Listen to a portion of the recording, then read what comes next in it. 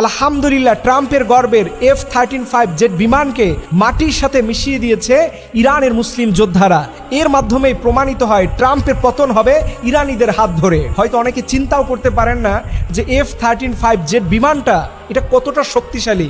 এই বিমান থাকার কারণে আমেরিকা আজকে গোটা বিশ্বের উপরে মোড়লগিরি করে। তারা আজকে পরাশক্তি। দেখেন, আয়াতুল্লাহ আলী খামিনি একজন মুরব্বী মানুষ, যিনি 80 বছরের একজন সিংহ। তিনি দেখিয়ে গিয়েছেন যে এরকম উন্নত প্রযুক্তির বিমানকে কিভাবে ধরাশায়ী করতে হয়।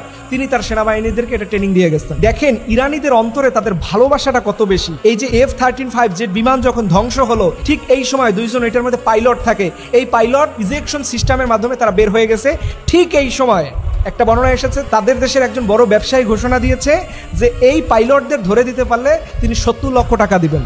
আপনি চিন্তা করতে পারেন যে রাষ্ট্রীয় অবকাঠামোকে ওভারটেক করে একজন ব্যবসায়ী তার দেশের শত্রুদেরকে ধরে দিতে পারলে এত কোটি টাকা ঘোষণা দিচ্ছে। অথচ আমাদের দেশের কিছু কিছু নেতারা দেখবেন সম্পদ পুঞ্জীভূত করে অন্য দেশে পাচার করে, বেগম পাড়ায় বাড়ি করে, আবার কেউ লুটপাটের চিন্তা ভাবনা করে। দেখেন, এই যে ইরানিদের ভালোবাসা আর আমাদের দেশের মানুষের মধ্যে একটা কম্পেয়ার। আমাদের দেশের নেতাও আর ওই দেশের নেতাও, আমাদের দেশের কোম্পানিগুলো কিভাবে জনগণকে চুইসে খাওয়া যায় সেই চিন্তা ভাবনায় থাকে, আর সেই দেশের বড় বড় ধনাঢ্য ব্যক্তিরা, কোম্পানির মালিকরা ঘোষণা দেয় যে শত্রু যেন আমাদের দেশ থেকে পলাইতে না পারে। এটাই হচ্ছে ইরান। এবং এই একটা বিমানের দাম প্রায় 100 কোটি টাকার উপরে।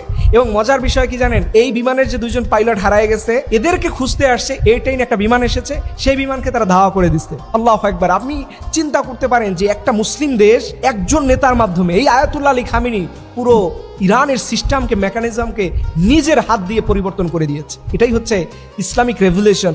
একজন ইসলামিক ধর্মীয় গুরু থাকলে কি লাভ হয়, এটা ইরান বুঝতেছে। অনেকে তো আমাদের বলেন, হুজুর আপনারা কি আবিষ্কার করছেন?